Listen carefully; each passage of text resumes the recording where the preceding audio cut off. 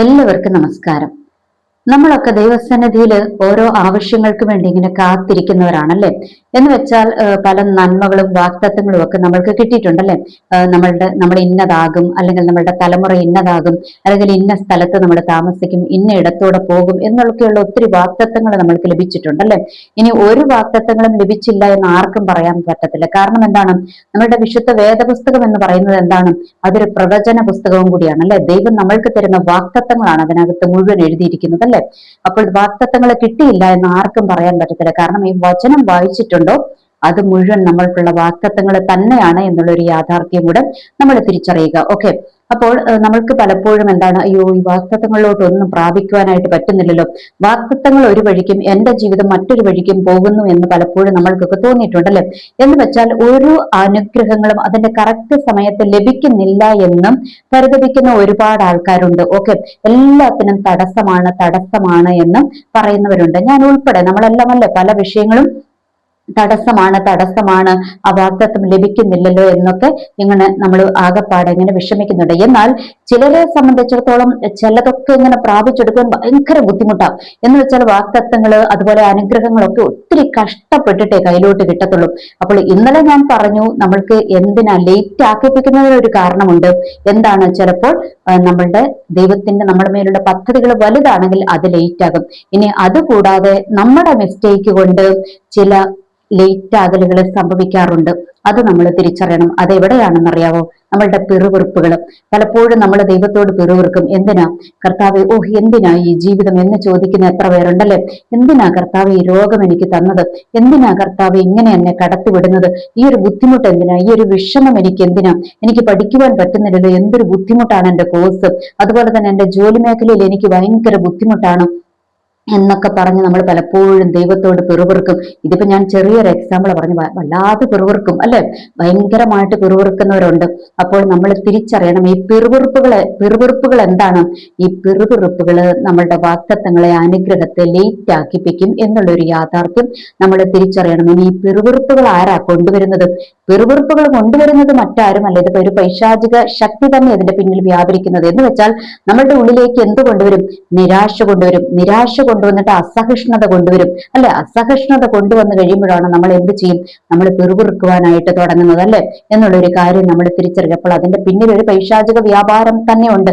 അപ്പോൾ നമ്മൾ അതിന് കീഴടങ്ങാതെ ഇരിക്കുക എന്നുള്ളത് ദൈവം നമ്മൾക്ക് ബുദ്ധി ഉപദേശിച്ചിട്ടുണ്ട് ദൈവത്തിന്റെ വചനത്തിലൂടെ അല്ലെ. അതിന് വളരെ എന്താ പറയുക, സ്പെസിഫിക് ആയിട്ടുള്ള ഒരു സംഭവം നമ്മുടെ വിശുദ്ധ ബൈബിളിനകത്തുണ്ട്. പുറപ്പാട് പുസ്തകത്തിനകത്തോട്ട് വന്നു കഴിയുമ്പോൾ നമ്മൾക്കറിയാം, മോശയുടെ നേതൃത്വത്തിലും ഇസ്രായേൽ ജനത്തെ മിസ്രൈമിൽ നിന്ന് ഇങ്ങോട്ട് കൊണ്ടുവരുക അല്ലെ.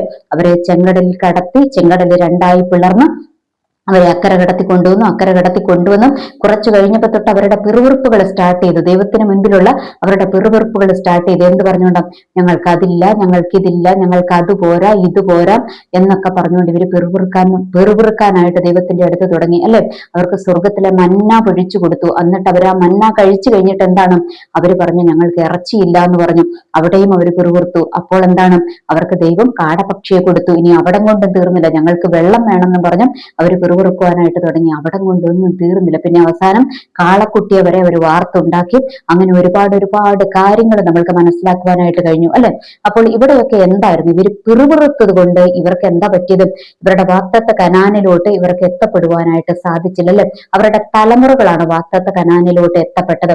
അതിന്റെ കാരണം എന്താ? ദൈവം പറഞ്ഞത്, ഈ ജനം ഭയങ്കരമായിട്ട് പിറുപിറുക്കുന്ന ജനമാണെന്ന് പറഞ്ഞു. ഇവര് മറുതലിപ്പിന്റെ ജനമാണെന്ന് പറഞ്ഞു. അതുകൊണ്ട് ഇവരെ എന്താണ്, ഞാൻ എന്റെ സ്വസ്ഥതയിലേക്ക് ഇവരെ പ്രവേശിപ്പിക്കത്തില്ല എന്നും ദൈവം അവിടെ ശപഥം ചെയ്തു അല്ലെ. അതങ്ങനെ തന്നെ സംഭവിച്ചു. അവരെ ആരെയും കെടുത്തില്ല. അവിടുന്ന് ആരാണ്? ജോഷുവയും കാലേബും ആണ് പോയത് അല്ലെ.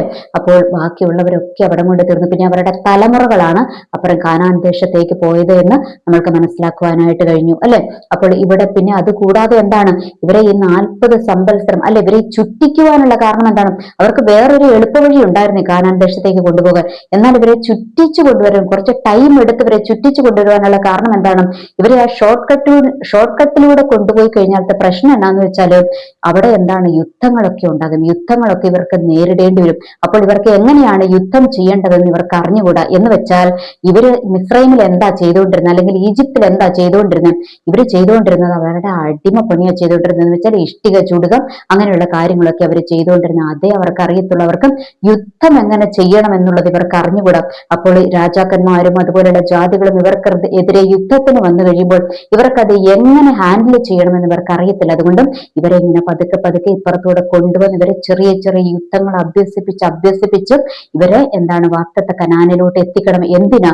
ഈ വാഗ്ദത്ത കനാനിലോട്ട് എത്തിക്കഴിഞ്ഞു കഴിയുമ്പോൾ എന്താണ് ഇവർക്കെതിരെ ശക്തരായ ശത്രുക്കൾ ഇവർക്കെതിരെ എഴുന്നേൽക്കും. ഇന്ന് നമ്മൾക്കറിയാമല്ലോ, ഇസ്രായേൽ എന്ന ഒരു കുഞ്ഞു രാജ്യത്തിനെതിരെ എന്താണ് ഒരുപാട് ശത്രുക്കൾ അല്ലെ, അവർക്ക് വേണ്ടി ഇങ്ങനെ അവരോട് വെറുതെ യുദ്ധം ചെയ്യുവാണ്, അവരെ തകർത്ത് കളയാനായിട്ട്. എന്തിനേറെ പറയുന്നത്, നമ്മുടെ കേരളത്തിൽ കുറെ എണ്ണങ്ങളുണ്ടല്ലേ. ഇവിടെ കേരളത്തിൽ കിടന്നുകൊണ്ട് കരച്ചില എന്താണ്, യഹൂദനെ നശിപ്പിക്കണം നശിപ്പിക്കണം എന്ന് പറഞ്ഞുകൊണ്ട് ഇവിടെയുള്ളവരോട് വല്ലതും ചെയ്തിട്ടാണ്? ഒന്നും ചെയ്തിട്ടല്ല.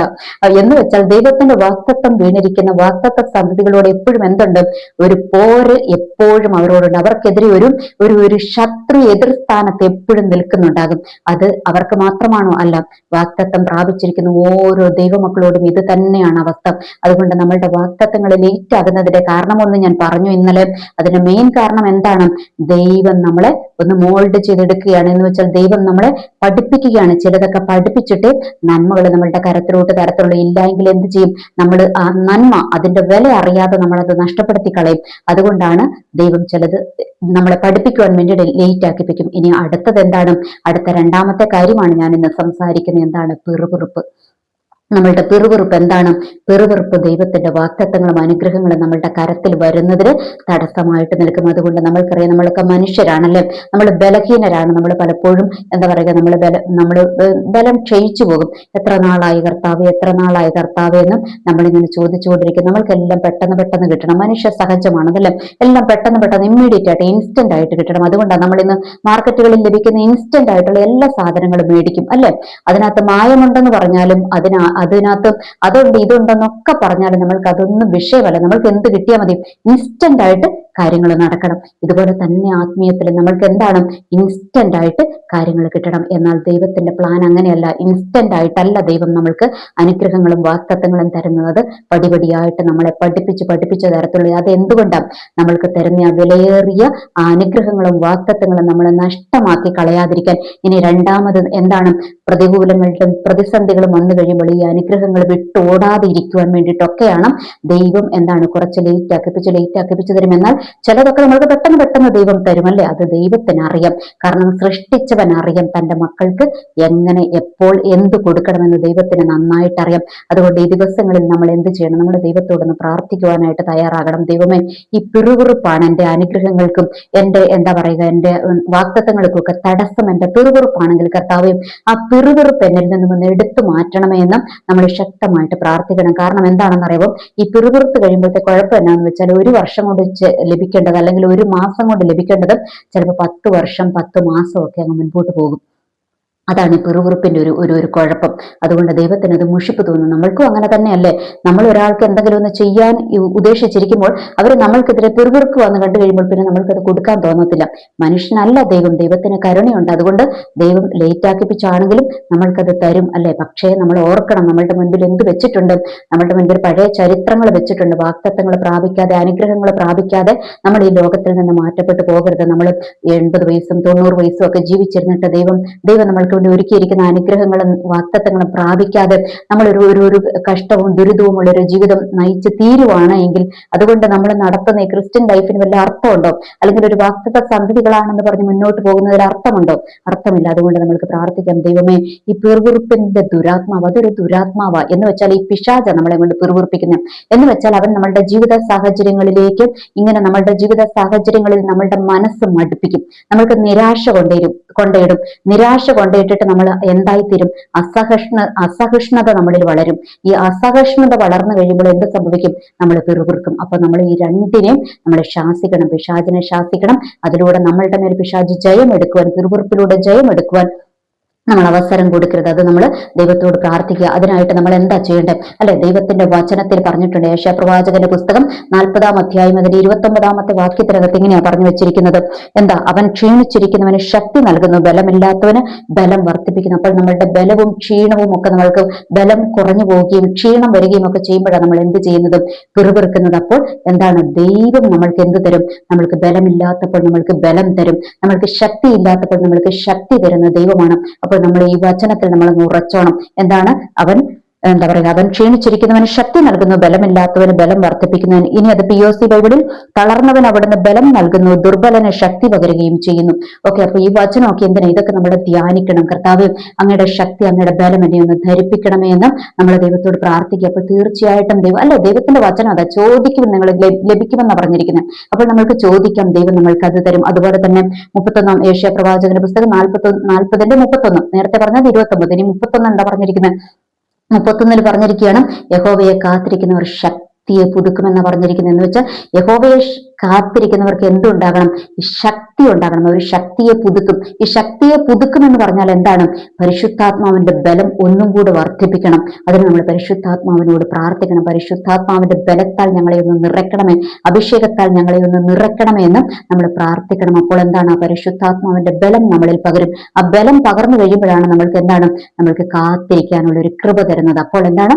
യഹോവയെ കാത്തിരിക്കുന്നവർ ശക്തിയെ പുതുക്കും. അപ്പോൾ നമ്മൾക്ക് എന്തുണ്ടാകണം? ബലം ഉണ്ടാകണം, ശക്തി ഉണ്ടാകണം. ഈ ശക്തി തരുന്ന പരിശുദ്ധാത്മാവിൽ നമ്മൾ ആശ്രയിക്കണം എന്നുള്ളൊരു യാഥാർത്ഥ്യം കൂടെ നമ്മൾ തിരിച്ചറിയുക. ഓക്കെ, ഇനി നമ്മൾക്കറിയാം നമ്മൾ മനുഷ്യരാണ്, ബലഹീനതകളൊക്കെ ഉണ്ടാകും. അപ്പോൾ നമ്മൾ പ്രാർത്ഥിക്കണം ദൈവത്തോട്, ദൈവമേ അങ്ങയുടെ ആ ഒരു ബലം ഞങ്ങളെ ഒന്ന് ധരിപ്പിക്കണമേ എന്ന് നമ്മൾ പ്രാർത്ഥിക്കണം. ഒപ്പം നമ്മൾക്ക് പറയുവാനായിട്ടൊരു വചനം ഞാൻ പറഞ്ഞുതരാം. സങ്കീർത്തനം 107-ന്റെ 28. അപ്പോൾ ഈ സങ്കീർത്തനത്തിനകത്ത് അല്ലെ, അതിൻ്റെ അകത്ത് ഭൂരിഭാഗവും എഴുതിയിരിക്കുന്നത് ദാവീദ് എന്ന് പറയുന്ന മനുഷ്യന്റെ ജീവിതത്തിന്റെ ചരിത്രമൊക്കെ ഞാൻ ഒരുപാട് തവണ പറഞ്ഞിട്ടുണ്ട്. അല്ലെ, ദാവീദ് എന്താണ്? ദാവീദിന് അഭിഷേകം വീണു, രാജകീയ അഭിഷേകം വീണിട്ടും ഈ മനുഷ്യൻ എന്തോ ഒരു കഷ്ടം സഹിച്ചു. അതൊന്നൊന്ന് സ്ഥിരപ്പെടുവാനായിട്ട് ദാവീദ് എത്ര വർഷം കാത്തിരുന്നു, അല്ലെ? 15 വർഷം കാത്തിരുന്നു രാജാവാകുവാൻ വേണ്ടിയിട്ട്. ഇനി അപ്പോഴും എന്താണ്? ശമരിയുടെ, യഹൂദയുടെ മാത്രം രാജാവ്, പിന്നെ ഇസ്രായേലിന്റെ മുഴുവൻ രാജാവാകുവാൻ വേണ്ടിയിട്ട് എന്തായി? പുള്ളി പിന്നെയും കാത്തിരുന്നു. എത്ര വർഷം കാത്തിരുന്നു? പിന്നെ 20 വർഷം കാത്തിരിക്കേണ്ടി വന്നു. ഓക്കെ, അപ്പോൾ നമ്മൾ മനസ്സിലാക്കേണ്ട കാര്യമുണ്ട്. ഒരു ദാവീദ്, ഇത്രയും അഭിഷിക്തനായ ഒരു ദാവീദിന് ഇത്രയും കാലം കാത്തിരിക്കേണ്ടി വന്നു എങ്കിൽ എല്ലാവർക്കും അത്രയും കാലം കാത്തിരിക്കണം എന്നല്ല. ദാവീദൊന്നും അല്ലല്ലോ നമ്മൾ, അത്രയും ബലം നമ്മൾക്കില്ല, അത്രയും ശക്തി നമ്മൾക്കില്ല. പക്ഷേ നമ്മൾ എന്ത് ചെയ്യണം? അപ്പോൾ ആ മനുഷ്യനാണ് എഴുതിയിരിക്കുന്നത്. ആ മനുഷ്യന്റെ ബലം ചോർന്നു പോകുമ്പോൾ, ആ മനുഷ്യന്റെ ശക്തി ചോർന്നു പോകുമ്പോൾ, 128 ദാവീദല്ല എഴുതിയിരിക്കുന്നത്. ഓക്കെ, അപ്പോൾ എന്താണ് ഞാൻ പറഞ്ഞു വരുന്നതിന്റെ അർത്ഥം എന്താണ്? അപ്പോൾ ആ ദാവീദ്, അല്ലെ, ദാവീദിന്റെ സങ്കീർത്തനത്തിനകത്തെല്ലാം ദാവീദ് ഭയങ്കരമായിട്ട് ബലം ഏറ്റെടുത്തത്, ശക്തി ഏറ്റെടുത്തതൊക്കെ ഉണ്ട്, അല്ലെ? അതുപോലെ ഇതിനകത്ത് എന്താണ്? ഈ 128-ാം സങ്കീർത്തനം എന്ന് പറയുന്നത് ഇസ്രായേൽ മക്കളുടെ ചരിത്രങ്ങളാണ് പറയുന്നത്. അവര് വീണും എഴുന്നേറ്റും പിറുപിറുത്തും ഒക്കെ പോയി, അല്ലെ? അപ്പോഴൊക്കെ അവര് യഹോവയാം ദൈവത്തോട് പിറുപിറുത്തപ്പോൾ എന്താണ്? പിറുപിറുത്ത് കഴിഞ്ഞപ്പോൾ ദൈവം അവരെ ശത്രുവിനെ ഏൽപ്പിച്ചു കൊടുത്തു. അത് കഴിഞ്ഞിട്ട് അവർ വീണ്ടും മടങ്ങി വന്നു, ദൈവത്തോട് നിലവിളിച്ചപ്പോൾ ദൈവം അവരെ വീണ്ടും എന്താണ്? യഥാസ്ഥാനപ്പെടുത്തി അവരെ ഉറപ്പിച്ചു.